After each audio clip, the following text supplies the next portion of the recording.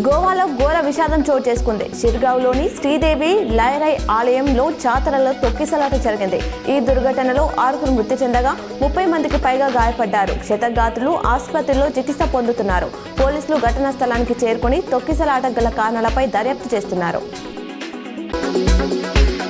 కర్ణాటక మంత్రి జమీర్ అహ్మద్ ఆసక్తికర వ్యాఖ్యలు చేశారు. తాను పాకిస్తాన్పై యుద్ధం చేసేందుకు సిద్ధంగా ఉన్నానని తెలిపారు. మేం భారతీయులం, మాకు పాకిస్తాన్తో సంబంధమే లేదు. యుద్ధం వస్తే నేను రెడీగా ఉన్నా. మోదీ షా నాకు సూసైడ్ బాంబ్ ఇస్తే నా ఒంటికి కట్టుకొని పాక్లోకి వెళ్లి దాడి చేసేందుకు సిద్ధంగా ఉన్నా. నేను జోక్గా చెప్పట్లేదు, దేవుడి మీద ఒట్టు అని పేర్కొన్నారు. తిరుమలలో భక్తుల రద్దీ కొనసాగుతుంది. టోకెన్లు లేని భక్తులకు శ్రీవారి సర్వదర్శనానికి 20 గంటల సమయం పడుతుంది. ప్రస్తుతం 5 కంపార్ట్మెంట్లలో భక్తులు వేచి ఉన్నారు. నిన్న ఏడుకొండల వాడిని 73,344 మంది దర్శించుకున్నారు. 32,169 మంది తలనీలాలు సమర్పించారు. ఉండే ఆదాయం ₹2.50 కోట్లుగా లభించింది.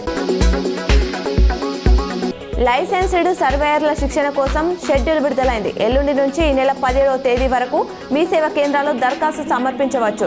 ఇంటర్ గణితంలో 60% మార్కులు సాధించిన వారు, సివిల్ విభాగంలో ఐటీఐ, డిప్లొమా, బీటెక్ పూర్తయిన వారు అర్హులని Telangana academy of land information and management తెలిపింది.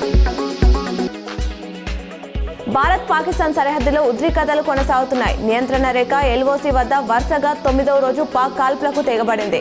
అక్నూర్, కుప్వారా, గ్యూరీ సెక్టార్లో దయాది దేశం కాల్పులకు దిగింది. పాక్ కాల్పులను భారత సైన్యం సమర్థవంతంగా తిప్పికొట్టింది. ట్యాంక్ బండ్ పై సండే ఫండే కార్యక్రమాన్ని రిస్టార్ట్ చేసేందుకు హెచ్ఎండిఏ సన్నాహాలు చేస్తుంది. ఈ నెల 18 నుంచి అందుబాటులోకి తీసుకురానున్నట్లు సమాచారం. గత ప్రభుత్వ హయాంలో నెలలో 4వ వారంలో ఈ కార్యక్రమాన్ని నిర్వహిస్తే ట్యాంక్ బండ్ పై జనం పెద్ద ఎత్తున చేరేవారు. ఓవైపు అందాల పోటీలు జరుగుతున్న సమయంలో ఈ కార్యక్రమాన్ని నిర్వహించి పర్యాటకాన్ని మరింత వృద్ధి చేయాలని హెచ్ఎండిఏ భావిస్తుంది.